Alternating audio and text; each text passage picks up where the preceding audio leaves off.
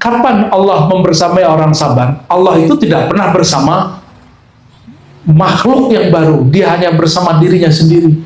Terus apa yang bersama? Dia bersama dengan orang sabar jika orang sabar itu lebur dalam sifat dan nama Allah As-Sabur. Gitu ya. Coba nih mas-mas ini, mbak-mbak ini yang ditatap Allah wajah yang mana nih? Assalamualaikum warahmatullahi wabarakatuh. Alhamdulillahil khaliq wa min ayatihi khalqus samawati wal ard wa ikhtilafu alsinatina wa alwanina wa ja'alana qabaila wa syu'uba mukhtalifah linata'arafa bainana wa akrama atqana wa arafana bihi wa nas'alullaha yaj'alana minal arifin mimman aslahallahu qalbahu wa arwahu amin ya rabbal alamin. Amma ba'du, Romo Kiai Zain, ternyata beliau masih zuriat Mbah Maksum ya, yang disebut-sebut juga oleh para ahli sanad, punya sanadnya. Semoga saya tidak salah Mbah Maksumnya ya. Ya. Dan juga saudaraku Kiai Dr. Salahuddin. Tidak ada Salahuddin Al-Ayyubi, ada Salahuddin Al-Fatawi Al-Asmi ya. Nanti mau futuh negeri apa nih kita nggak tahu nih ya. Oh iya, sudah futuh ke Kudus. Karena Al-Ayyubi itu futuh membebaskan Al-Quds tanpa perang. Kalau beliau betul juga jadi dosen pasca juga di IAIN Kudus. Bukan menjajah Kudus tapi menfutuh Kudus ya. Allahumma sholli ala sayyidina Muhammad. Yang saya yakini orang Indonesia ini tidak ada yang betul-betul Indonesia. Jadi waktu di Jakarta lagi rame anti-anti Cino, saya bilang, emakku mukanya kayak Cina, tapi kita nggak tahu ke atasnya gimana. Ternyata ketika saya mengatakan jangan-jangan kalian ini mukanya masih ada Cina-Cinanya, mbah keempat ketujuhnya ada Cinanya. Ternyata ketemu sampelnya paling lengkap di sini. Udah laki ya, mukanya ada Cinanya, tapi asli hidungnya ada Arabnya. Kalau situs Arab maklum. Mana ada orang Jawa kulitnya sebening beliau ini. Ada punya ini. Minang. Oh, ada Minangnya juga. Kalau Jawa itu kulitnya kayak gini nih ya. Ini soheh nih. Jadi asabin min Minang. Masya Allah. Jadi ternyata kakek beliau yang generasi ke-8 masih zuriat Minangkabawiyun yang muridnya Sunan Bonang. Ya, apa ya? Sultan Minangkabau. Sultan Marhum. Sultan Mahmud Al-Minangkabau. Ya, ya. Oh, berarti kita ini nyambung juga silsilahnya. Saya ada di mana? Di Sijunjung, Pagaruyung. Sijunjung. Oh, Damas Raya. Ya. Damas Raya namanya. Ya. Dulu ada nama, kita ada kedatuan, bukan kerajaan. Kedatuan di negeri namanya Damas Raya. Sebelum ada satu kerajaan yang bernama Pagaruyung. Pagaruyung itu mix multikultural. Ada namanya Raja Aditya Warman, bapaknya Jawa, ibunya Minang. Kalau saya kebalik hari ini, saya Minang, istri saya Jawa. Jadinya ini. Allahumma sholli ala sayyidina Muhammad. Sempat milih nggak jadi orang Indonesia? Ya. Ada yang milih? Ya. Milih nggak mukanya jangan begini dong gitu. Please Tuhan, mukaku jangan begini dong gitu nggak? Milih nggak? Nggak pernah milih ya. Berarti wajah ini dipilihkan, dilukis oleh yang maha melukis Al-Musawwir, dicipta oleh yang maha mencipta Al-Khaliq.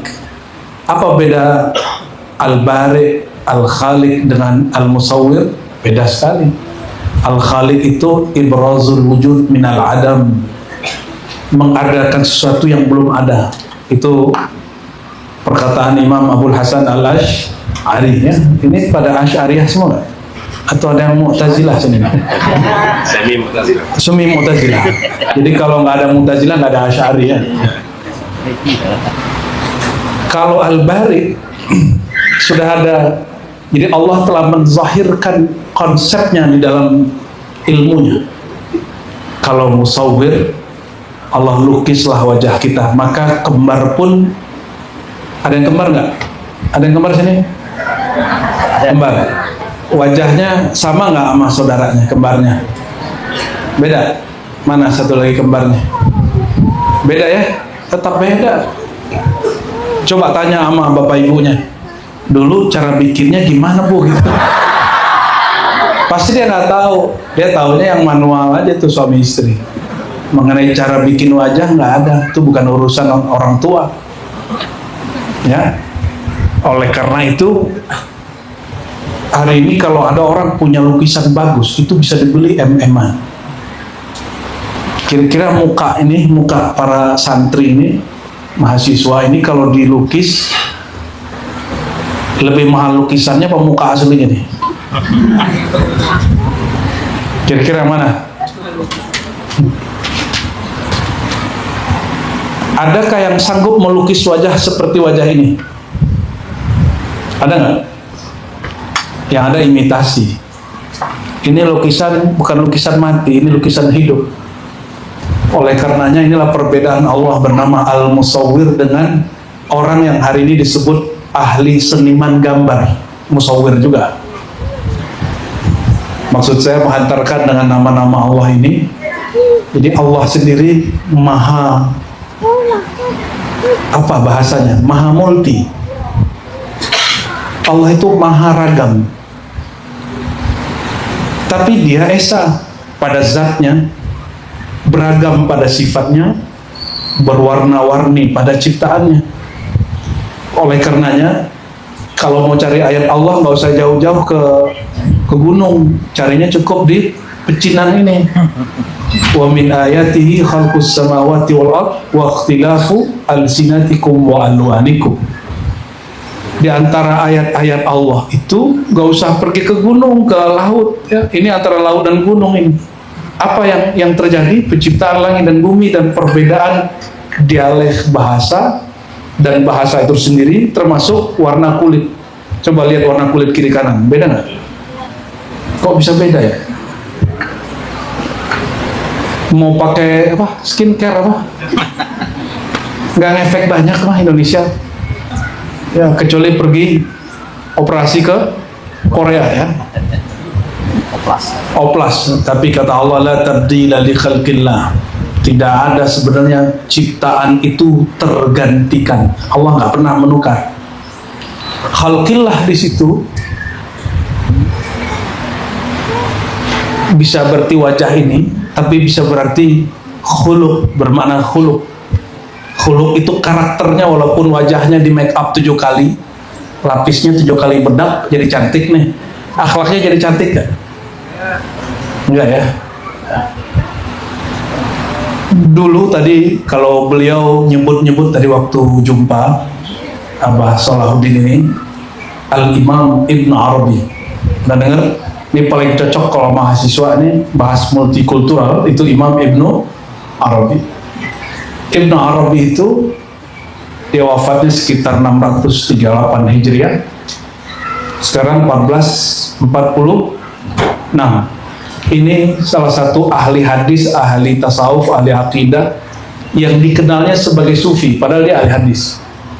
Dia masih meriwayatkan hadis dengan sanadnya sendiri kepada Rasulullah SAW. Sedangkan orang yang mengkafirkan dia, Ibnu Taimiyah, tidak meriwayatkan hadis sebanyak dia. Lebih banyak Ibnu Arabi meriwayatkan sunnah dengan sanad gurunya sendiri, Abu Thahir As-Silafi. Abu Thahir As-Silafi itu kalau di zaman kita seperti Syekh Muhammad Yasin Al-Fadani. Jadi orang yang menghimpun semua silsilah ilmu. Dia sebutkan dari guruku Syekh Yasin, kalau dulu dari gurunya Syekh Abu Thahir As-Silafi, dari gurunya terus disambung kepada Sayyidina Muhammad SAW. Disebut muhaddis. dan dia juga seorang ahli fikih. Maka di Futuhat Makkiyah dia bahas fikih, dan dia berfatwa, berijtihad sendiri di luar yang difatwakan para imam. Mujtahid dalam bab akidah. Dia seorang ahli sunnah tapi tidak fanatik dengan kelompok Asy'ariyah. Dia memuji Imam Asy'ari tapi tidak menerima semua pandangan Asy'ariyah. Apa perbedaan Asy'ari dengan Asy'ariyah?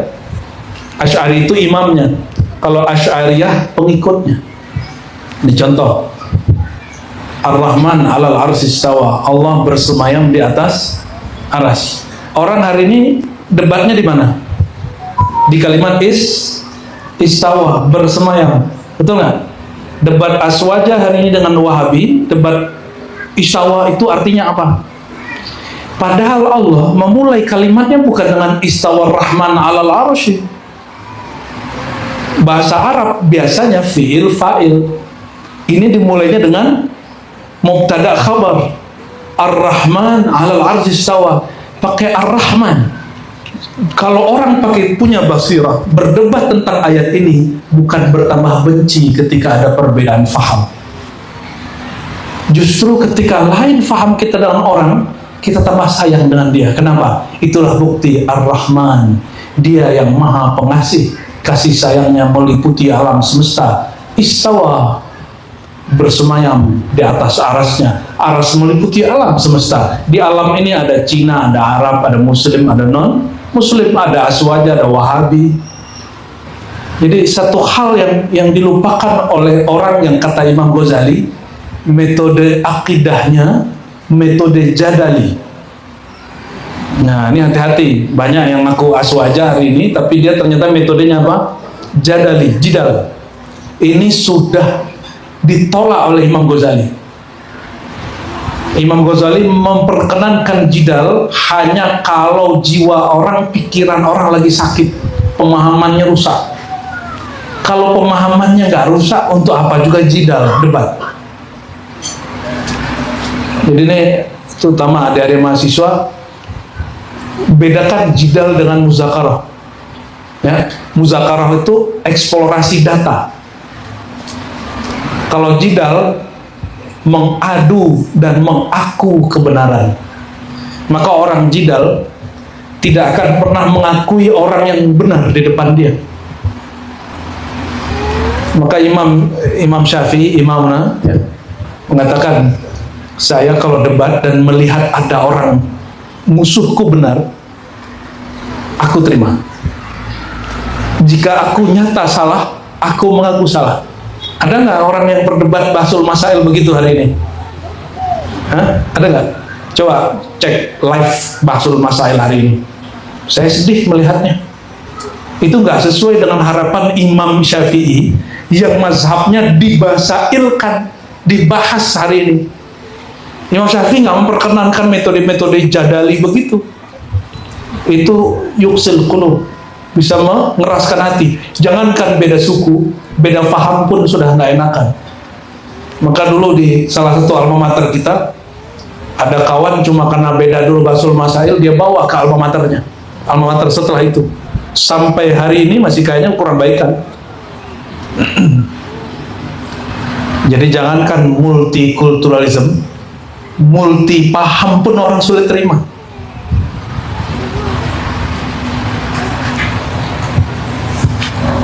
Lalu kenapa mereka tidak terima? Karena mereka tidak paham. Ya, sudah ada imam yang menjelaskan, Ibn Arabi. Ibn Arabi itu sampai kepada bab, kalau dia ini menyebut istilah yang agak mengerikan, al-wahdah al-mutlaqah, kesatuan mutlak, bahwa kita ini bersumber dari yang maha satu. Coba saya tanya, ada yang dicipta selain Allah nggak di sini? Coba katakan, ada yang dicipta selain Allah? Adakah yang di sini yang rezekinya nggak ditanggung Allah? Ada nggak? Sama? Betul? Serius? Yakin nggak sih? Yakin?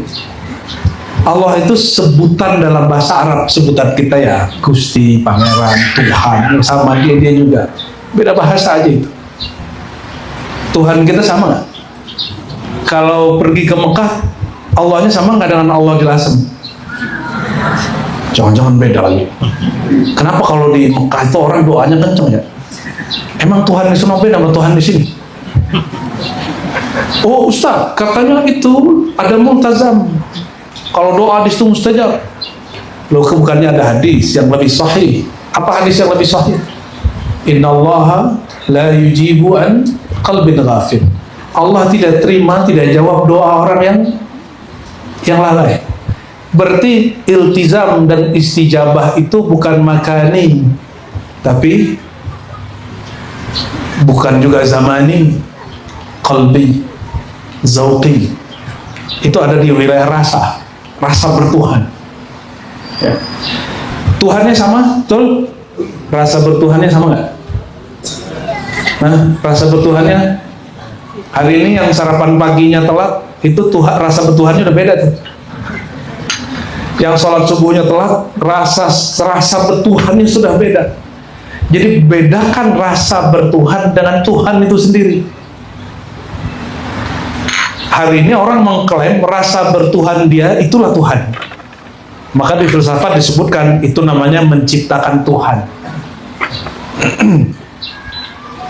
Jadi manusia itu juga berperan mencipta konsep Tuhan. Ada santri yang kena bully nggak di sini?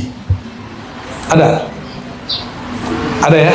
Di mana-mana pesantren pasti ada yang kena bully. Itu latihan ujian multikulturalisme itu. Kalau kalian karena masalah itu mundur dari pesantren, nanti pindah ke sekolah baru akan terjadi lagi. Itu ujian orang multikulturalisme, ujian hidup beragam. Lalu solusinya apa? Solusinya ada. Kalau imam terdahulu 2, kita boleh tambahin 1. Tadi Imam Narabi menyebut apa? Al-wahdah al-mut. Musuhnya menyebut dengan istilah wahdatul wujud, bahwa yang wujud itu cuma satu. Ini tidak pernah diistilahkan Ibnu Arabi di kitab Al-Futuhat. Ada 9 jilid Al-Futuhat Al-Makkiyah. Dia hanya mengatakan bahwa Allah itu esanya mutlak. Dia dulu sendiri, sekarang sendiri, nanti sendiri. Coba setelah Allah menciptakan ini, kalian semua ini Allah jadi kesepian apa keramaian? Allah tetap sendiri atau Allah jadi ramai? Ini testing akidah aswaja ini. Halo? Aswaja. Halo? Setelah Allah menciptakan kita, kalian Allah itu tetap dengan kesendiriannya atau dia merasa kalian ini berisik keramaian? Nah, sendiri ya. Sendiri itu bahasa Arabnya al-fard. Al-fardu pakai dal. Ya fard, ya ahad, ya samad. Itu artinya sama-sama esa. Samad itu yang hanya kepadanya lah satu-satunya tempat menggantungkan harapan, itu samad. Maka as-samad itu juga esa dalam harapan. Kalau ahad, esa zatnya. Kalau huwa, wallahu alladzi la ilaha illa huwa, itu artinya sama dengan lafaz Allah. Cuma huwa ini bahasa disebut al-ghaib al-akbar. Dia yang maha gaib, yang maha agung. Maksudnya kalau bisa dibayang-bayangin, maka disebut huwa. Coba sebentar. Bayangin Allah, coba bayangin. Sebentar aja. Coba 1, 2, 3, matanya tutup. 1, 2, 3, tutup. Bayangin Tuhan maha besar, maha tinggi. Sudah? Oke. Sudah kebayang Tuhan? Sudah? Ada yang bayangin Allah tinggi barusan? Ada yang bayangin Allah besar nggak barusan? Ada? Kalau teman-teman kita Wahabi itu memang membayangkan Tuhan di atas aras dan bumi ini di bawah langit. Ini bumi, ini langit, terus ada ya Lauh Mahfuz, terus kursi, ada aras. Emang atas bawah. Itu dikalamkan sendiri oleh imamnya Ibnu Taimiyah. Maka dia penganut bumi flat. Tahu bumi flat ya? Bumi ini bukan bulat tapi datar. Ya nggak apa-apa sih. Cuma kan nggak ada dalilnya kan? Itu kan keyakinan dia aja. Maka Ibnu Taimiyah pernah mengatakan sholat di tempat yang tinggi seperti di gunung lebih dekat kepada Allah daripada sholat di bawah gunung. Dalil dia pakai lafaz yang dikatakan Fir'aun, wahai Haman, bangunkan bagiku Sarah, la'alli attali'u, ya, supaya aku bisa menilik itu, attali'u, melihat, menengok Tuhannya Musa. Apa kata Ibnu Taimiyah? Orang Asy'ari, Mu'tazilah yang mentakwil dan tidak percaya Allah di atas itu lebih jahil kepada Allah daripada Fir'aun. Yang ngomong siapa? Ibnu Taimiyah, yang bergelar Syekhul Islam itu. Makanya dulu Hadratus Syekh Hasyim Asy'ari punya kitabnya tapi tidak mengizinkan santrinya baca. Kecuali yang kuat, yang sudah kuat ke ahli sunnahnya. Coba nih, ini kalian nih lebih jahil dari Fir'aun. Kata siapa? Ibnu Taimiyah. Saya bukan lagi sedang menyulut kebencian dengan Ibnu Taimiyah. Kita sedang mempelajari, ada loh orang meyakini Tuhan itu sangat materialis, sangat, kalau bahasa kita, jismiyah. Maka dia ini bilang Tuhan bukan jisim, tapi sifatnya mirip dengan jisim. Tuhan bukan benda seperti fisik.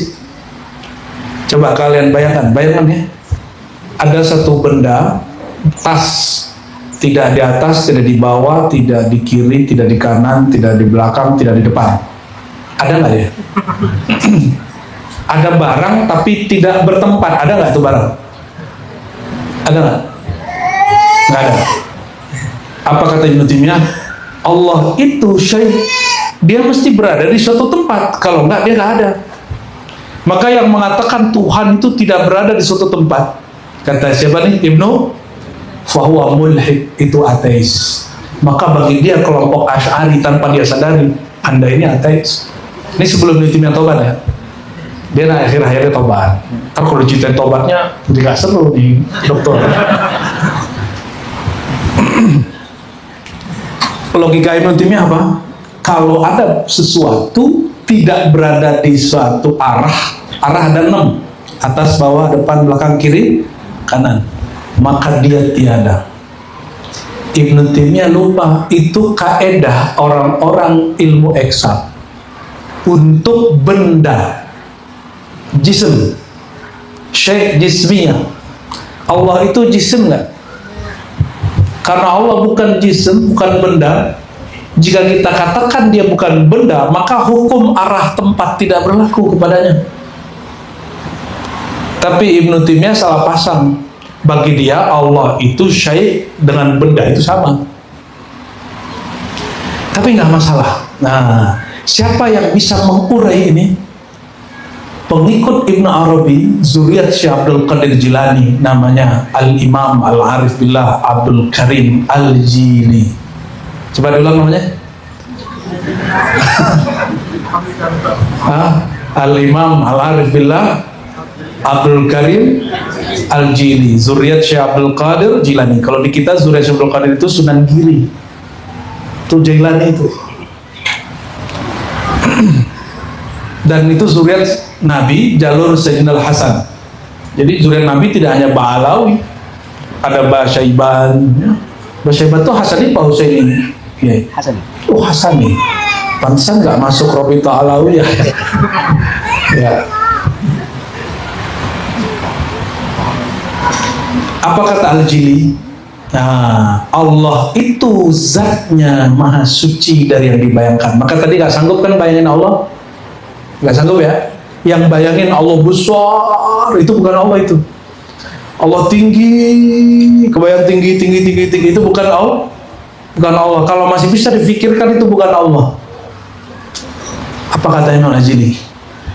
Allah itu pada dirinya kita pahami satu sifat namanya tanzih. Apa arti tanzih?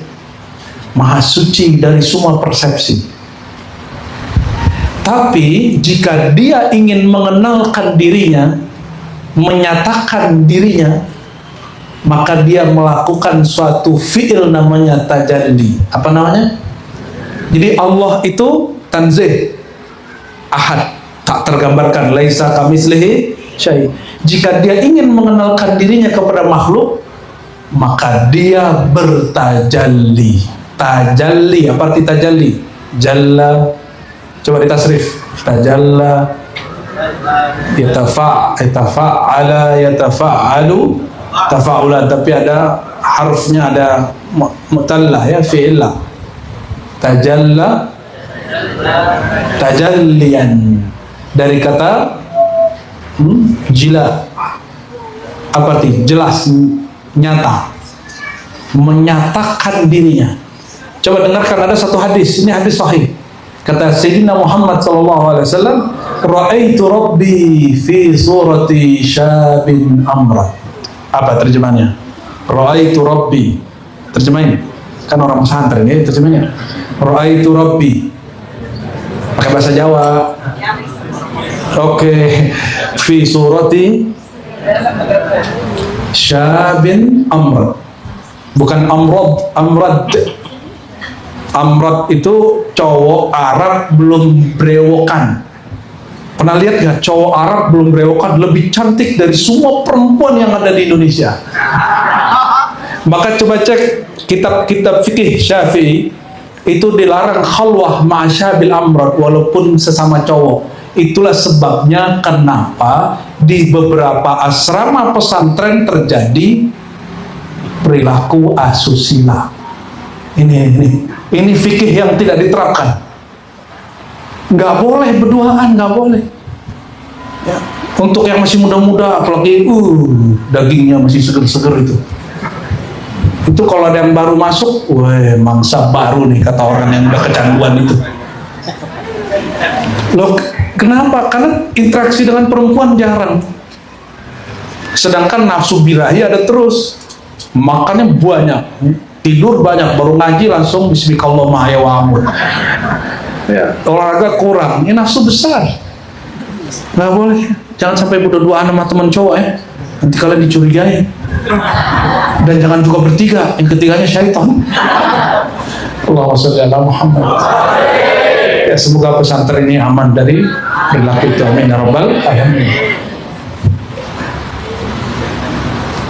Terjemahannya apa tadi? Syabin amrat, pemuda yang belum tumbuh kumisnya, jenggotnya. Itu orang Arab kalau belum tumbuh kumisnya, jenggotnya, masya Allah, ajmal minan nisa, ajmal minan nisa, wallahi, ya. Nggak boleh al-khalwah. Jadi al-khalwah ma'ajnabiyah wa khalwah ma'a syabin amrat itu haram hukumnya. Karena kita ini ada potensi ke sana semua. Hati-hati, ya. Mau wali ke, jangan-jangan wali setan lagi. Bukan wali Allah. Oke.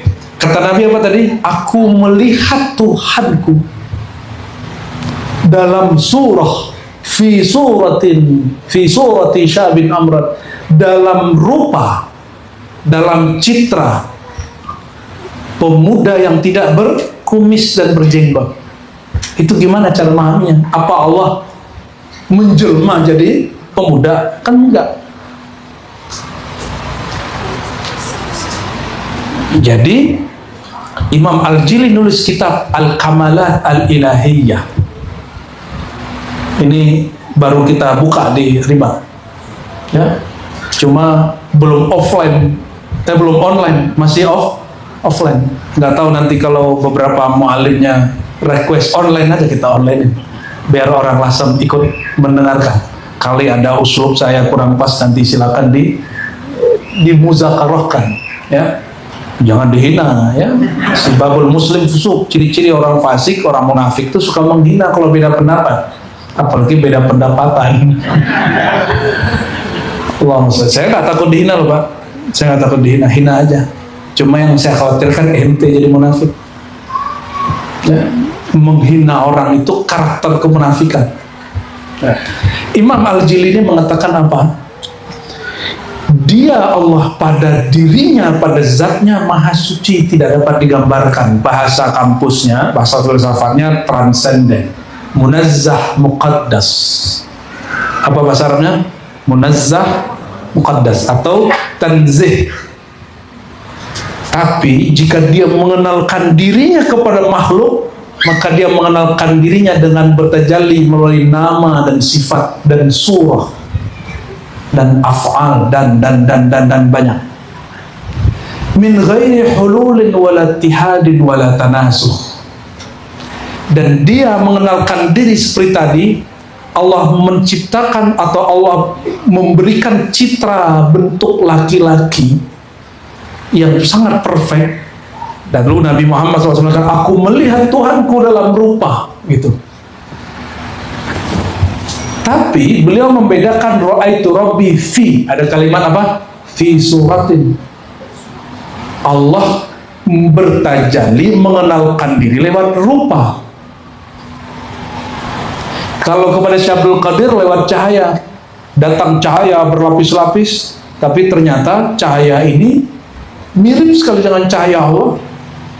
Kalam dia yang nggak benar. Ya Abdul Qadir, ya abahtu laka al-muharramat, aku bolehkan kepada kamu yang haram. Itu kan yang kita tahu, bahwa dia jumpa dengan Allah, ternyata itu syaitan.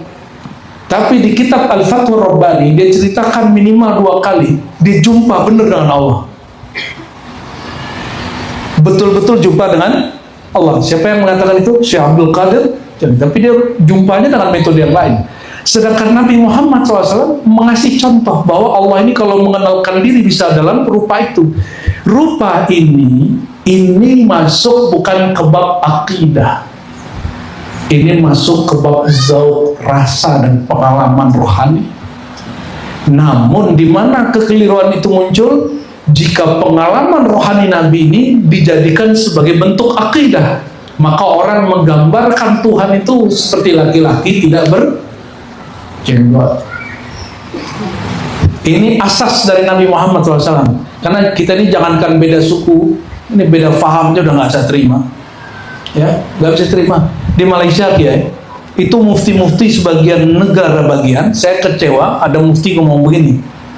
Ya, si fulan sesat karena dia mengatakan jumpa dengan Rasulullah yaqzatan, dalam keadaan jaga.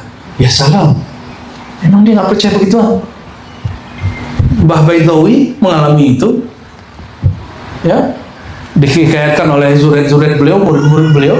Mbah Baidawi itu bingung mau ngaji apa, dia tanya Rasulullah, yaqzatan, kamu belajar ini, belajar ini. Ini yang menjadi ikonnya orang Lasem kan salah satunya Mbah Baidawi, yang di dalam Jatman Jamiah Thariqah gelar pertama dan sampai hari ini tidak ada yang berani pakai gelar itu. Al-Syekh Al-Rais Al-Akbar, nggak ada yang berani pakai gelar itu. Rais paling agung, nggak ada yang berani Pak. Hanya beliau tuh, Mbah Baidawi itu. Jadi harusnya orang sini paling banyak Jatmannya ya, Jamiah Thariqahnya. Cuma saya dengar-dengar Thariqah sudah jarang berkembang, 1-2 aja. Semoga berkembang kembali, amin. Amin rabbal alamin. Ya. Jadi itu pengalaman rohani Nabi Muhammad SAW. Ya, jangan itu dia kini. Jika pengalaman Nabi saja tidak boleh dijadikan sebagai mu'taqad, apalagi pengalaman syekh, mursyid, sufi, kiai. Jadi pengalaman rohani, pengalaman bertuhan itu beda dengan akidah kepada Tuhan itu sendiri. Ya, semoga santri-santri pusingnya. Ini saya diminta ngomong yang aneh-aneh sih jadi ya. Nah, lalu itu metode Imam Ibn Arabi, bahwa alam ini ada karena diadakan yang maha ada. Tapi setelah dia menciptakan yang ada ini, dia tetap sendiri dengan keadaannya. Alam itu tetaplah fana dengan keadaannya. Dan tidak mungkin Allah yang qadim, yang azali, berdampingan dengan yang kudus, yang baru. Jadi kalau disebut innallaha qaribun, Allah dekat, atau innallaha ma'al apa? Maunya ma apa? Ma sabirin apa ma apa? Sesungguhnya Allah bersama orang yang sabar. Tahu kenapa? Karena yang benar-benar sabar itu hanya Dia. Dia bersama dirinya sebenarnya. Orang sabar itu dapat percikan nurus sabur, nur sifat sabarnya Allah. Maka innallaha ma'asabirin, Allah tidak bersama dengan jasad kita, tapi Dia bersama dengan nurnya sendiri yang ada pada diri kita. Kalau ini kan fana, Dia tidak layak bersama dengan yang maha qadim. Maka ma'iyah di situ disebutkan oleh para ulama kita ketika kita baca, nggak usah jauh-jauh, baca Tola'al badru alaina, terus gimana? Idza Tola'al badru in kasyafat al-budur. Jangankan Allah yang qadim dengan alam yang baru, Nabi Muhammad sang purnama, jika Dia terbit maka semua bintang-bintang redup. Apalagi Allah. Itu disebut kalau bahasa tasawufnya lebur. Lebur itu habis. Innallaha ma'asabirin. Kapan Allah membersamai orang sabar? Allah itu tidak pernah bersama makhluk yang baru. Dia hanya bersama dirinya sendiri. Terus apa yang bersama? Dia bersama dengan orang sabar jika orang sabar itu lebur dalam sifat dan nama Allah As-Sabur. Gitu ya. Coba nih mas-mas ini, mbak-mbak ini. Ini yang ditatap Allah wajah yang mana nih? Ini wajahnya ditatap Allah nggak? Kalau Allah mau tatap, kalau mata saya senangnya ngelihat yang cakep-cakep gitu. Benar nggak? Situ normal nggak? Ya. Mas-mas ini senang ngelihat yang bening-bening kan? Mbak-mbak sama? Sama ya? Sama betul? Malu-malu lagi. Allah itu melihat muka ini nggak? Lihat muka ini. Ini kan muka makhluk. Apa Allah tatap muka ini? Nggak ditatap oleh Allah. Yang ditatap innallaha yanzuru ila qulubikum. Allah hanya menatap ke tempat yang ada nama Dia di situ, yaitu qalbu. Jadi Allah nggak pernah natap muka, kecuali yang tadi bersihin mukanya pakai bismillah, ditatap mukanya oleh Allah. Ya. Jadi Dia ketika dipuji, Dia nggak merasa lagi terpuji, Dia merasa yang dipuji itu Allah.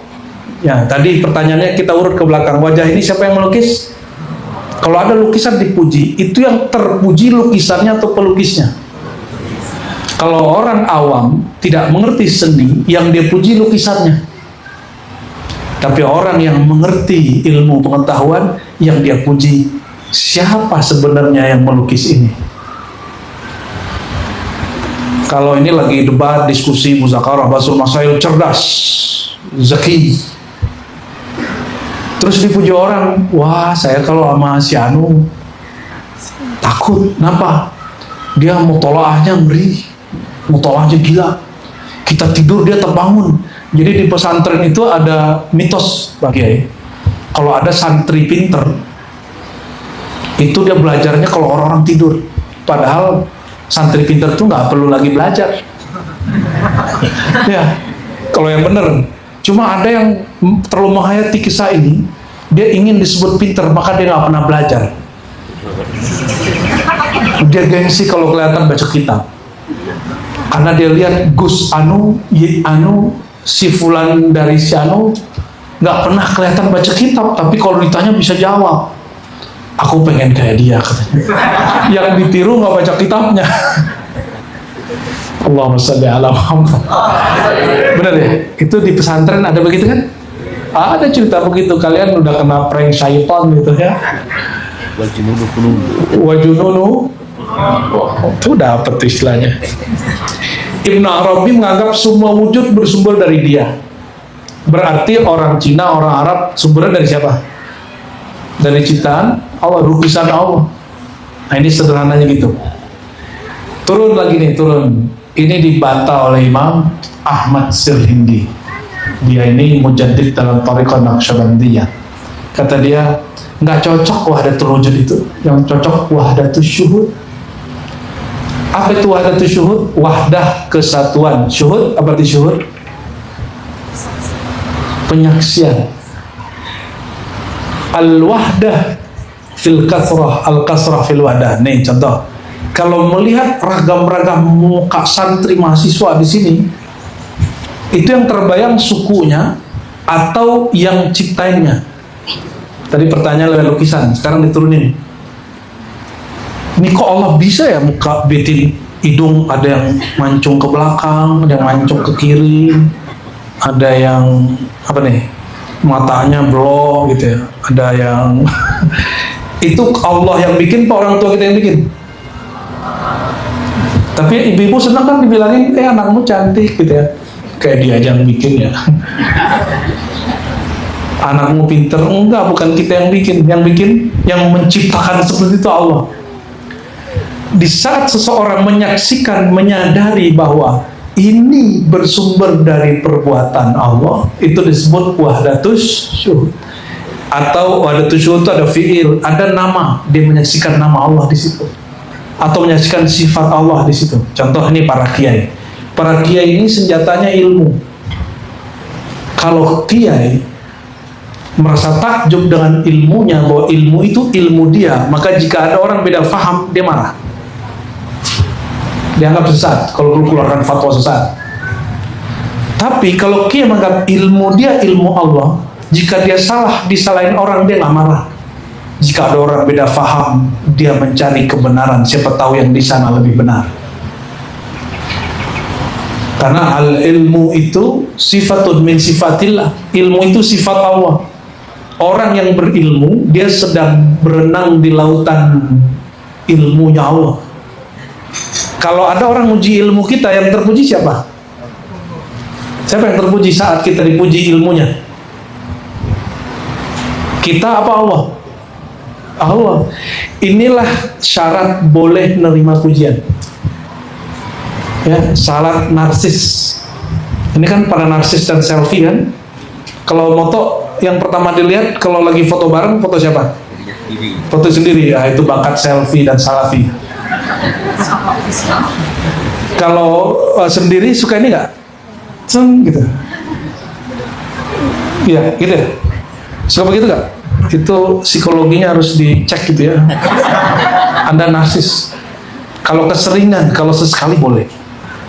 Yang maha narsis itu cuma Allah. Hanya Allah yang boleh mengaku. Selain dia nggak boleh. Jadi siapa saja yang mengaku dirinya sibuk dengan memandang dirinya, dia tidak masuk kepada wahdatul syuhud itu. Saya mau tanya, orang Cina itu, orang Arab itu, orang Jepang itu, apakah mereka memilih untuk jadi Cina, Arab, Jepang? Milih nggak? Mereka lahir begitu, mukanya begitu. Terus siapa yang berperan untuk bikin wajah mereka beda-beda itu? Kita tadi sudah jawab, yaitu Allah. Nah, kesadaran itu disebut wahdatus syuhud. Ya. Tapi itu ilmu orang tua-tua. Ya. Ilmu ini sudah direvisi oleh Syekh Muhammad Abdul Karim Saman, diturunkan ke Syekh Abdul Somad Palembani, Arsyad Al-Banjari, Syekh Hana Khalil, Syekh San Jampes, Syekh Soleh Darat ya. Termasuk Maulana Hasanuddin zuriatnya, anak langsung dari Sunan Gunung Jati. Ada juga yang di Pemijahan, yang Syatariah itu, siapa namanya, Muhyiddin, Abdul Muhyi. Apa kata beliau-beliau semua? Kalau itu ketinggian, kita pakai kalam Syekh Abdul Qadir Jilani. Apa kata Syekh Abdul Qadir Jilani? Al-alam, ini kalam Allah, kalam Rasulullah secara rohani kepada beliau. Ini bukan hadis, ini pengalaman rohani. Ini penutupnya nih, yang saya mau urai ya. Al-alam minni, bal al-alamin minni. Alam yang dengan semua keragamannya itu bersumber dariku. Kenapa lafaz yang muncul itu bukan al-alamin? Karena kalau al-alamin dalam ilmu bayan itu cuma orang yang berakal. Ya, dengan orang-orang yang berakal. akal. Maka Syekh Abdul Qadir beliau terima al-alam atau al-awalim, alam yang beragam ini dengan semua penduduknya, minni, baik yang di langit malaikat, di bumi jin manusia, hewan, tumbuhan, bebatuan yang jamat, air, semua anasir di alam semesta, minni, bersumber dari aku. Yang ngomong Nabi Muhammad SAW dalam pengalaman rohani Syekh Abdul Qadir Jilani. Wa ana minallah, sedangkan aku berasal bersumber dari nurnya Allah, hembusannya Allah. Maksudnya apa? Kita ini semuanya saudara. Dulu Ikhwanus Sofa di kalangan filsuf, mereka bukan Syiah, bukan Sunni, bukan juga filsafat murni, bingung kita Ikhwanus Sofa ini apa. Mereka aliran sendiri. Itu juga bilang kita ini dengan pohon saudaraan katanya. Kita ini dengan hewan saudaraan. Kita ini sama tanah, sama laut, sama langit, semuanya saudara. Ini versi Ikhwanus Sofa. Nah, kalau versi Nabi Muhammad SAW, alam itu bersumber dariku. Berarti kita ini anak-anaknya Nabi Muhammad SAW. Cuma yang bernasab ya beliau, ya Basyaiban, ya. Al-Husaini ya. Oh, Al-Husaini. Oke. Baik. Kalau semua kita dari nur Nabi Muhammad SAW, ini yang dibaca di kitab Maulid ya. Kita Maulid isinya Nur Muhammad.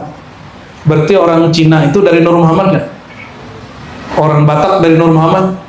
Orang Bugis, Londo-Londo, semuanya dari Nur Muhammad SAW.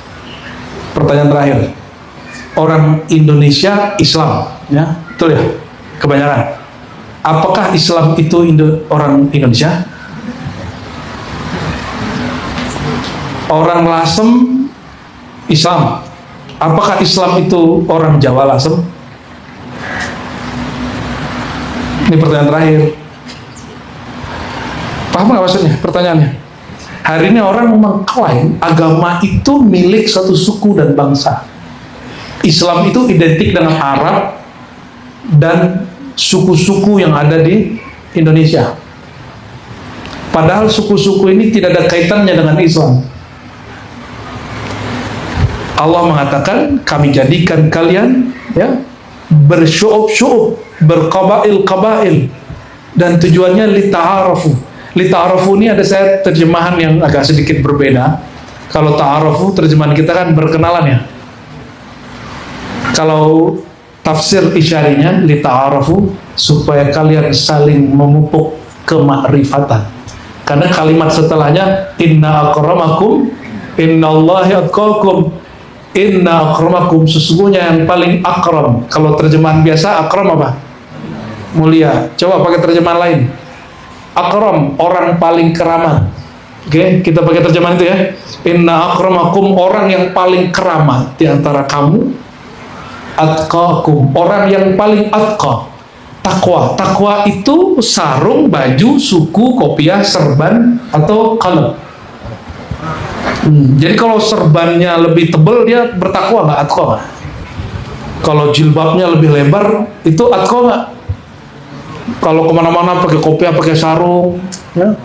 Ini teman kuliah, lagi kuliah dulu doktoral, pakai kopiah. Kebetulan hari itu pakai kopiah, habis pengajian datang ke kampus, ternyata ada santrinya. Ini cium tangan, habis itu ngomong, alhamdulillah gua pakai kopiah. Ya, kalau nggak pakai kopiah apa kata santri? Ya, masa Gusnya tidak pakai kopiah? Oh, berarti pakai kopiah karena sampean Gus toh ya. Pakai kopiah, pakai sarung karena ingin menjaga nama Gusnya, bukan karena adab yang diterima dari gurunya. Beda toh? Beda. Dia meyakini pakai kopiah itu adabul ilm, adabul muallim. Itu lebih benar daripada jaga nasab. Nah, kembali yang tadi, atqakum. Apa atqakum? Yang paling bertakwa. Takwa di mana? Qalbu. Jadi kalau diterjemah, terjemahan kita sekarang perlu direvisi. Sesungguhnya yang paling keramat di antara kamu, ini contoh tafsir Isyari ini ya. atqakum, orang yang paling mengenal kalbunya, menjaga kalbunya kepada Allah. Harusnya begitu nerjemahin. Karena kata takwa hari ini sudah jadi baju takwa. Di sekolah umum ada istilah baju takwa. Atqa kata Nabi, at-taqwa hahuna, takwa itu di dada, di dalam kalbu. Berarti kalau nerjemahin ayat ini yang tepat gimana? Atqakum, orang yang paling menjaga kalbunya kepada Allah. Dari kata wiqayah, toh? Ya. Betul nggak? Takwa itu dari kata wiqayah nggak? Betul. Dan disebut fi'il paling pendek itu qi, ya. Betul nggak? Qi, jagalah, ya. Maka saudara-saudara, saudara-saudari, para santri, para mahasiswa, dan sahabat-sahabat para dosen, kita ketika ingin menjaga multikulturalisme itu, ngikutin ayat ini kalimatnya sering dipotong, tidak dihubungkan dengan multikulturalisme. Akhirnya hari ini takwa tidak ada kaitannya dengan keragaman. Padahal ayat itu muncul di surat dan di ayat tentang bersosial dan cara menghadapi orang yang berbeda kultur suku, ya. Wa ja'alnakum, ya, qabaila wa syu'uba lita'arafu inna akramakum indallahi atqakum. Maka menjaga hati kita, menjaga hati saudara yang beda faham, beda suku, beda kulit, itu orang paling keramat. Jadi orang keramat bukan jalan di atas air, bukan debus. Orang yang bisa jaga hati saudaranya karena perbedaan suku, bangsa, perbedaan bahasa, perbedaan faham. Nah, bisa nggak di pesantren ini lakukan itu? Insya Allah semuanya ahlul kiram, ya, sahibul karamah wa akramun nas indallah, orang paling keramat insya Allah. Barangkali itu. Ini sengaja karena dibebaskan, saya bebaskan juga, mulai dari bicara teologi sampai tafsir isyari. Tapi goalnya satu, multikulturalisme, dan juga mengcover kalam Pak Rektor kita, perspektif tasawuf. Itulah tafsir isyari, tafsir bil qulub. Wallahu a'lam bishawab. Assalamualaikum. Monggo. Terima kasih, luar biasa. Saya tidak bisa menggarisbawahi karena semuanya perlu bergarisbawahi. Ada satu hal kecil yang kemudian menjadi nakal. Untuk mudah menjadi wali itu harus bermultikulturalisme. Sohe. Tepuk tangan untuk beliau. Jadi kalau ingin bermultikulturalisme, maka lembaga pendidikannya adalah Yayasan Pondok Pesantren Al-Mu'min. Ujungnya. Berarti kalau ingin jadi wali secara formal, belajarlah di Pondok Pesantren Al-Mu'min. Ada hal yang benar-benar luar biasa, bahwa sesungguhnya yang dianggap paling takwa adalah siapa di antara kita yang bisa saling menjaga dengan sesama yang berbeda, beda suku, beda agama, beda ras, sampai pada beda pendapatan. Semuanya yang hadir, Bapak Ibu dosen, Bapak Ibu guru, teman-teman mahasiswa, mahasiswi, sampai kepada adik-adik terkecil, jadi cilik-cilik sudah belajar tasawuf ini ya tadi. Masya Allah. SD sudah belajar tasawuf, luar biasa. Mungkin Di sini ada dibuka 615 pertanyaan, nggak apa-apa biar kalau ada yang tanya, tapi nggak usah banyak-banyak, dua saja, karena waktunya beliau terbatas. Mungkin ada yang ingin bertanya giat menjadi wali multikulturalisme, biar lebih detail SOP-nya disampaikan oleh Buya, atau monggo yang lain. Silakan langsung saja, monggo.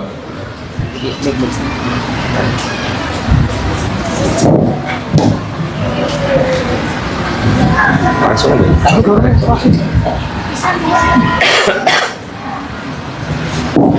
Monggo, ya. Siap. Ini sudah minum banyak. Assalamualaikum warahmatullahi wabarakatuh. Assalamualaikum. Buya, perkenalkan nama saya Famatifah. Saya mahasiswa Al-Hidayah. Sudah tua, baru semester 2. Oke. Tentang tadi apa yang disampaikan oleh Buya, tentang takwa, yaitu orang yang paling menjaga kolomnya.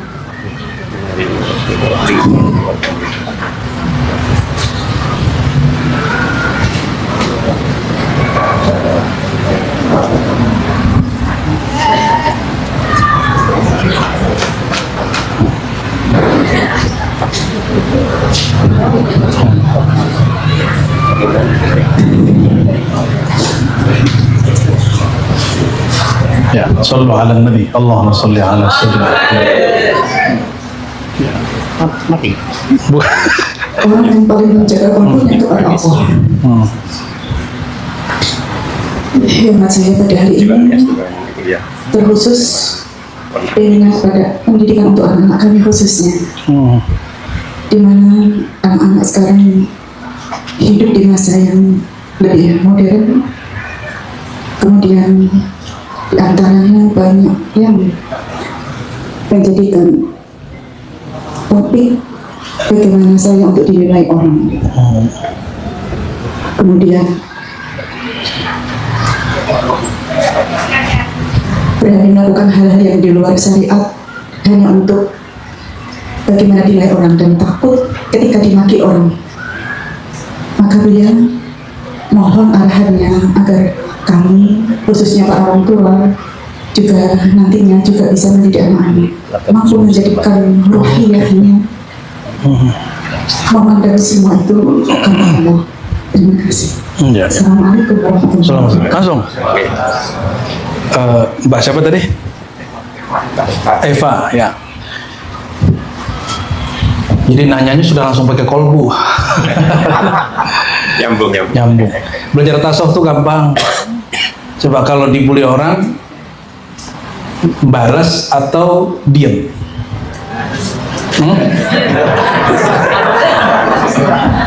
Balas dengan diam. Sebelum ke pertanyaan itu ya. Jadi diam apa balas? Ini kalimatnya saya suka itu, la taghdab gitu. Ini yang suka marah gurunya apa santrinya? Kiainya. Ketika kita bilang ke santri sabar ya, itu sudah tasawuf. Karena sabar tidak ada di kitab akidah, nggak ada di kitab fikih, adanya cuma di kitab tasawuf. Kalau berbuat yang ikhlas ya nak, yang ngomong ke anak SD kan, itu pelajaran tertinggi dalam tasawuf, kita ajarin ke anak-anak. Maka saya agak sanksi juga nih sebagian kiai yang melarang ngajarin tasawuf. Dia ngomong ikhlas, sabar tiap hari, tapi dia bilang gak boleh ngajarin tasawuf ke anak-anak. Gimana caranya dia mengajarkan ikhlas? Ternyata dia tidak punya tasawur, deskripsi yang tepat tentang tasawuf. Nah, ini juga yang menjauhkan anak-anak kita dari tasawuf. Bagaimana dengan anak-anak kita yang hari ini menghadapi pancaroba dan fasilitas? Ya gak usah khawatir. Innallaha ma'ana. Allah dulu, sekarang nanti sama gak? Sama. Orang dulu waktu saya masih kecil, guru saya bilang, hari ini itu kita punya saingan nak. Apa Abu ya? Gitu. Kita manggil guru kita Abu ya dulu. Guru hari ini sudah tergantikan oleh guru besar. Guru besarnya apa? Dulu TV. Jadi beliau marah dulu ketika santrinya nggak banyak yang datang. Kalau kami kan santri nggak nginep. Kami itu datang ke rumah syekh malam-malam, pulang jam 2 gitu. Siang-siang sekolah. Malam-malam kita ngaji, talaqi. Jadi saya ngaji ihya, ngaji hikam, ngaji kitab-kitab malam-malam. Habis isya nanti ngaji, ada zikirnya sampai kemudian sepertiga malam terakhir baru kita pulang. Ya, agak beda dengan tradisi Jawa ya. Tapi murid-murid beliau menyusut dan beliau sedih dan mengatakan, ya hari ini ada guru besar saingan kita yaitu TV. Kalau hari ini guru besarnya apa? Handphone, cemburu main handphone, itu nggak waras. Guru saya nggak cemburu, dia cuma menjelaskan tentang fakta bahwa orang lebih senang nonton TV. Tapi dia nggak pernah banting TV, nggak pernah. Kita hari ini gagal didik anak, itu salah handphone pasal kita. Ayo, mohon maaf, ini ada artis hijrah. Dia bilang ke temannya, gue nggak mau lagi balik ke komunitas gue. Kayak gitu kan, artis kan gitu ngomongnya. Ya. Lo kenapa? Gue kalau di sana ntar diajak lagi maksiat. Oh, jadi dalam konsep dia jahat itu karena diajak orang. Dia lupa bahwa kejahatan itu ada di sini. Coba malaikat masuk ke tempat dugem, itu jadi jadi ini nggak? Jadi otaknya jadi seksi nggak? Enggak ngaruh. Coba bawa iblis masuk ke dalam Ka'bah, itu jadi santri nggak? Atau bawa ke hadapan Abah nih, Abah Zain, sendikodau sam'an wa ta'atan gitu, enggak bakal. Kenapa? Ya setan mas setan aja. Maksudnya sederhana, apapun yang terjadi hari ini, kita tidak menyalahkan siapa-siapa. Maka anak-anak jangan dilarang juga main handphone. Semua teman-teman main handphone kok. Itu handphone yang nyalain siapa? Manusia. Kan udah ada aplikasi yang baik, ada aplikasi yang kurang baik. Kasih yang baik. Ini kita usulkan ada TikTok for Kid ya. Kalau YouTube kan sudah ada YouTube Kid. Betul nggak? Ini semoga nanti orang TikTok dengar kelamin ini. Ada TikTok for Kid. Biar aman nih anak-anak. Biar nggak nonton yang nggak jelas-jelas itu. Tapi itu handphone barang nggak ada ruhnya. Ruhnya ada di kita. Yang punya kudrat iradat kita. Handphone nggak apa. Maka kalau ada anak salah, bukan salah handphone, bukan salah gadget, itu salah kita. Ya, maka Nabi SAW mengatakan, Inna a'da'adaika ma baina janbayk. Musuh terbesarmu dirimu sendiri. Maka man arafa nafsahu, ini bukan hadis, siapa yang kenal hakikat dirinya, dia pasti mengenal Tuhannya. Wa man arafa rabbahu halak. Siapa yang mengenal Tuhannya, halaka nafsuhu, maka binasalah nafsnya, dirinya, nyatalah Allah. Jika nafs dirinya sudah hancur lebur, maka disitulah Allah menjadikan kolbunya sebagai rumah-rumahnya, fikirannya sebagai makna-makna kalamnya. Jadi orang yang sudah menghancur leburkan dirinya, Allah ganti kolbunya jadi Baitullah. Allah ganti fikrahnya menjadi ilham-ilham Rabbani. Cuma kan kita nggak mau lebur. Jika ilmu fikih ada gurunya al-faqih, belajar kolbu, gurunya siapa? Sufi, nggak ada lagi. Maka Imam Ghazali mengatakan, aku ini ahli fikih. Kata Imam siapa? Aku ini ahli usul, aku ini ahli filsafat, aku ini ahli ilmu apa aja yang orang nggak ngerti. Tapi kata beliau, aku tidak menemukan al-haq kecuali di kalangan sufi. Ini yang ngomong siapa?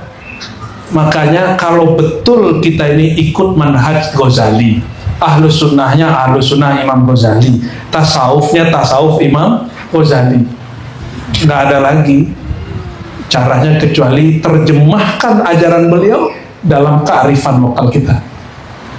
Imam Ghazali kan bukan orang Arab, dia orang Persia. Saya baru dikirimkan oleh santri ribat kita pertama yang sekarang kuliah di Iran, tapi nggak pernah jadi Syiah. Selalu saya bilang, kamu kalau di sana ziarah ya ke silsilah tarekat kita, tarekat Naqsyabandiyah. Ada juga tarekat yang lain, Kubrawiyah. Dia ziarah. Baru dikirimkan kitab berbahasa Persia, kimia Sa'adat, ya, Sa'adat atau Sa'adat bacanya. Itu kalau mukhtasarnya hanya 30 halaman, aslinya di atas 1000 halaman. Yang kita baca hari ini itu terjemahan ringkasan dan terjemahan ke Arab dari Syekh Muhammad Amin Al-Qurdi An-Naqsyabandi. Tebal ini, tebal sekali. Tapi itu sebenarnya ihya versi Persia. Dikirimin. Karena Imam Ghazali dia juga poligot. Apa arti poligot? Bisa ngomong banyak bahasa. Bisa ngomong banyak bahasa. Dia sekali majlis di kampusnya Jami'ah Nizamiyah itu yang hadir sekitar 300-an orang dan semuanya faqih, alim, usuli, mutakallim. Karena dia membangun al-jaw al-akademi al-ilmi, jadi nuansa keilmuan akademis. Santri dia, mahasiswa dia, kalau sekarang pasca sarjana, namanya Ibnul Arabi Al-Ma'afiri, bukan Ibnu Arabi yang tadi. Ibnul Arabi Al-Ma'afiri, pengarang kitab Ahkamul Quran dan Aridatul Ahwadi Syarah Tirmizi, Sunan Tirmizi. Itu orang, dia jadi alim asbab Ghazali, tapi paling pedes ngomongin Ghazali. Apa kata dia? Guruku Ghazali ingin memuntahkan filsafat, tapi apa boleh buat, filsafat sudah jadi darah dagingnya. Fahuwa masmumun biha, dia telah teracuni oleh filsafat. Ini murid nih ngomong, murid ngomongin gurunya, karena dia lihat gurunya beda mazhab, dia Maliki, gurunya Syafi'i, itu dia hajar terus Imam Syafi'i itu, mengerti Syafi'i itu gila-gilaan. Tapi dalam tasawuf dia ngambil kepada Ghazali dan tidak pernah mengata-katai Ghazali apapun kecuali yang indah. Teori wali kutub, wali gaus, abdal itu dari Ghazali ngajarin Imam Ibnul Arabi, ya. Jadi kita nggak mesti Arabi ketika mengajarkan kita bahasa Arab, ya. Orang lupa negeri kita ini sebenarnya lebih Islami dari manapun, cuma serbannya emang kurang keren, ya. Dan sayangnya, ini sayang, mohon Romo Kiai nanti mewujudkan cita-cita ini. Ada satu kelas berbahasa Arab linear dari bawah ke atas, sehingga nanti kalau orang Yaman mau ngaji ke sini datangnya ke Lasem, ya. Coba setiap pesantren tua atau yang baru punya satu kelas bil Arabiyah. Saya kuliah fullnya S1, S2, S3 di UIN. Tapi kalau ngomong bahasa Arab 25 jam insya Allah nggak berhenti, bahasa Arab nggak kehabisan mufrodat. Karena 15 tahun mengajar kutubus sittah. Kutubus sittah itu kitab-kitab hadis yang 6, saya pakai bahasa Arab. Dan kami tidak ada metode Arabic Day, nggak ada. Saya itu cuma jam-jam Arab. Jadi 2 jam berbahasa Arab full. Nanti balik lagi bahasa Indonesia. Karena kalau dibuat Arabic Day, English Day, itu mahasiswa atau santri stres. Maka jangan heran beberapa santri kesurupan. Kebanyakan peraturan di pesantren. Semoga pesantren ini pesantren tidak hanya namanya multikultural, tapi peraturannya juga multikultural, multi santai. Ya, sepakat ya? Sepakat ya? Yang penting ngajinya serius ya. Nggak usah pakai buat Arabic Day. Yang penting 4 jam berbahasa Arab. Bahasa Arab 4 jam aja. Setiap hari 4 jam bahasa Inggris aja. Nggak usah bikin Arabic Day atau Minggu Pekan Arab. Aduh, stres itu. Ngeliatin huruf-huruf kayak cacing itu pusing kali itu. Jadi gitu Ning, jangan salahkan gadget, jangan salahkan orang. Kita mulai saja dari dalam diri sendiri, ya. Ibda biman ta'ul, mulai dari dirimu lalu orang-orang sekitarmu. Saya pun udah nggak bisa ngelarang anak saya pegang handphone, tapi kita manage semampu kita, insya Allah ya. Ini paling juga pulang-pulang mau anak kiai, koyi, kayak apa, pulang-pulang pasti main handphone. Sama aja di sini aja kayak soleh-soleh. Tapi betul kata Imam Ghazali, kalau kalian ngaji, belajar, wajib satu hal, qat'ul ala'iq, tinggalkan apapun yang bikin terganggu. Handphone itu bikin ganggu santri, nggak usah punya. Mungkin kalian perlu 4 jam for handphone. Sallallahu alaihi Muhammad. Fadal. Cukup. Apa ada lagi? Terima kasih, luar biasa yang sudah dipaparkan. Dari siapapun harus bertasawuf. Kalau tasawuf itu mampu menjadikan teman kita dalam banyak hal, terutama menjadi pembimbing di saat kita membimbing orang lain. Kira-kira begitu. Ada yang lain dari? Ada yang? Silakan terakhir ini, monggo.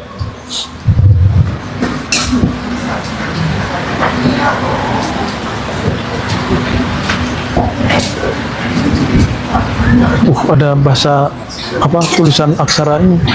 Iya, Cina. Iya. Kanji apa?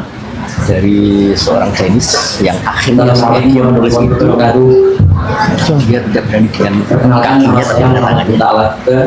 Saya mau tanya itu masuk Islam. Saya izin mau tanya Pak ya, bagaimana kita sebagai santri hukum-hukum atau batasan-batasan kita dalam mempelajari pendapat-pendapat atau tafsir-tafsir yang diutarakan oleh Imam Ibnu Arabi.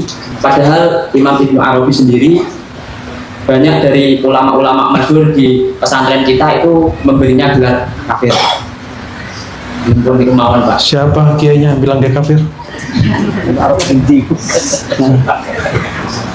Siapa dulu? Siapa tahu datanya benar kan? Bismillahirrahmanirrahim. Aqwalu ahli ilmi fi Ibnu Arabi qala Izzuddin bin Abdus Salam dalam kitab Syiar Alam al-Nubala. Nubala. An-Nubala ya itu. Ya.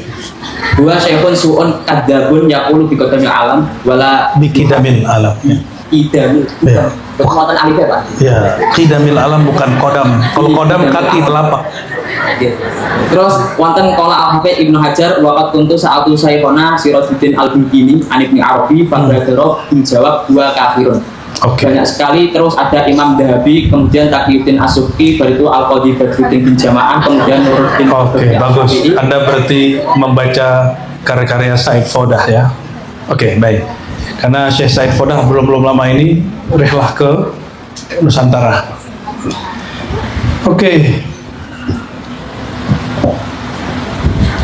Yang tadi itu mengkafirkan dia, itu ulama ya. Sekarang saya kasih ulama yang mewalikan dia. Mau nggak? Belajar hikam nggak? Hikam itu wali beneran nggak? Ibnu Athaillah Iskandari. Dan dia menyebut Syekh Ibnu Arabi Arif Billah Qaddasallahu sirrahu. Oke. Guru dia Abu Abbas Al-Mursi juga sama. Sedangkan Abu Hasan Syazili sezaman dengan Ibnu Arabi. Ya, sezaman dengan Ibnu Arabi. Mau lagi nggak? Mau lagi? Pikir beliau itu dalam pribadi beliau akan melakukan jadi yang mana dalam itu alamatnya itu nggak benar cara kita. Oke, baik. Yang satu dulu dong, pendapat dia dulu ya. Ente kebanyakan baca juga kayaknya. Bagus, bagus. Kita ketemu talib yang begini kita senang. Tangan. Allahumma sholli ala Muhammad. Status Ibnu Arabi sebagai Syekh Usul Kadzab atau kata Bulqini kafir atau kata Al-Biqai kan yataraja. Dia kan punya buku tentang tentang fadaih tasawuf, tapi kemudian yataraja anhu. Ya. Biqai ini seorang Asy'ari Syafi'i dan punya tafsir munasabat. Belakangan dia menjadi sufi. Tentang Bulqini ini pakar tasawuf atau pakar fikih? Pakar tasawuf atau fikih?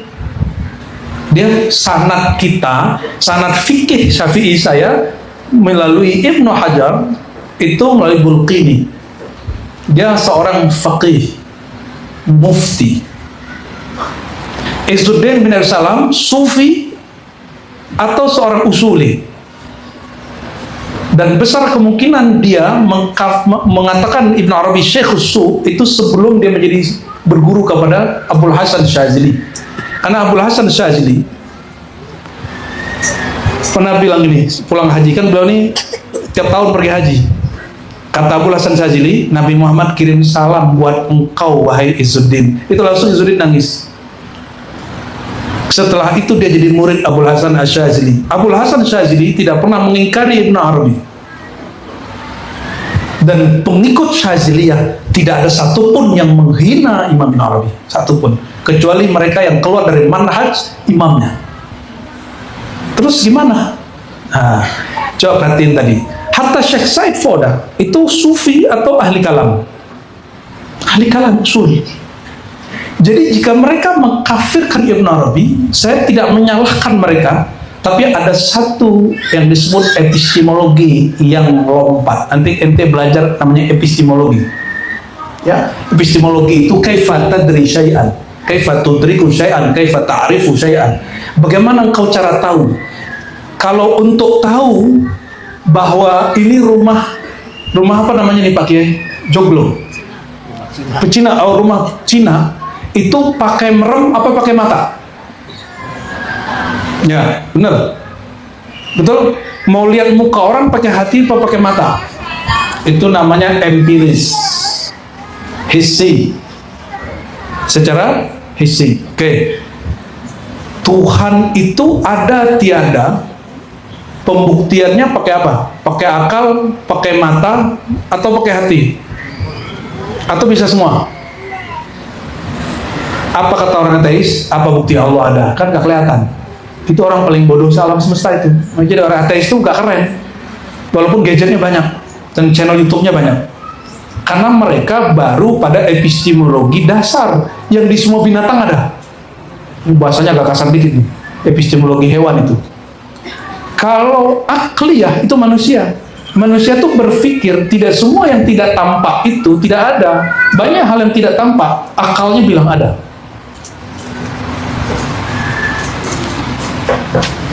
Coba, yang bikin ini kelihatan nggak? Nggak, berarti dia nggak ada dong. Nggak gitu. Bukti ada yang bikin ini, barangnya ada toh. Itu ilmu kalam, ilmu akidah, akliyat. Bukti alam Allah itu ada karyanya. Ini perbedaan sufi dengan ahli kalam. Ahli kalam itu membuktikan Allah itu ada dengan alam yang bakal tidak ada. Tapi kalau sufi, para aulia membuktikan Allah itu ada, kata Ibnu Athaillah, syattan baina ma yastadillu alaih wa yastadillu bih. Dua hal yang beda. Ahli kalam berdalil dengan alam yang fana terhadap Allah yang baka. Sedangkan ahli tasawuf, ahli arifina billah, para aulia berdalil tentang Allah itu dengan Allah itu sendiri. Coba, saya ini buktinya ada di Lasem pakai perasaan atau pakai postingan atau pakai lihat mata langsung. Apa bukti saya ada hari ini di sini? Langsung jumpa toh. Buktinya kalam kabar dari status teman atau aku juga hadir gitu. Kita hadir menyaksikan sendiri, kita terlibat sendiri, itu membuktikan dia ada dengan keberadaannya. Biar gampang nih, beda manis madu sama gula, enaknya diceritain tercoba. Coba apa diceritain?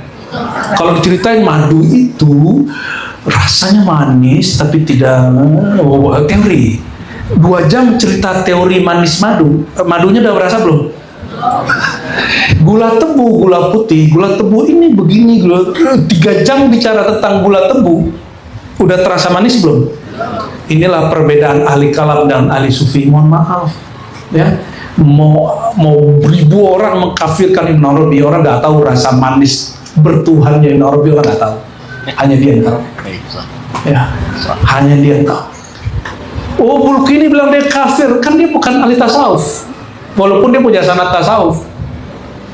Biqai dia memang munkir ala sufiyah. Ya, Syekh Said Faudah dulunya hanya menyaksikan Nabi, sekarang sudah sampai kepada takfir. Dan saya tidak heran, wajar, sesuai dengan kepakarannya mereka ahli kalam, ahli fikih. Ahli kalam bil aql, secara akal. Kalau ada orang mengatakan bahwa yang wujud itu hanya Allah, berarti semuanya wujud Allah, itu kafir. Maka Ibn Arabi yang dikafirkan oleh Syekh Faudah, Qaim, kini bukan Ibn Arabi yang saya pahami. Paham ya? Jangankan Tuhan kita, persepsi kita tentang Ibn Arabi aja beda. Persepsi ente tentang Ibn Arabi beda dengan persepsi saya. Sudah khatam 9 jilid belum Futuhat Makkiyah? Sudah. Berarti ente menilai Ibn Arabi dari orang. Kalau saya nilai Ibn Arabi langsung dari kitabnya. Kata Ibn Arabi, man qala bil hulul fadinuhu ma'lul wa ma qala bil ilhad illa wa huwa mulhid.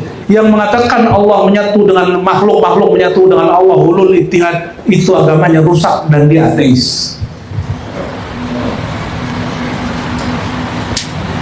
Saya nulis skripsi tentang teologi Ibn Arabi, belum sempat nyetak, keburu suluk kemarin. Insya Allah sebelum akhir tahun ini dicetak, buku kecil.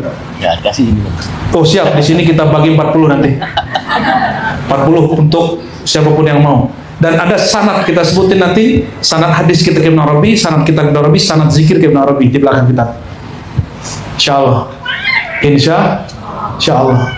Jadi saya tidak menyalahkan para imam-imam tadi karena lalu mereka mengkafirkan Ibn Arabi, karena Ibn Arabi yang dia kenal itu beda dengan Ibn Arabi yang saya kenal.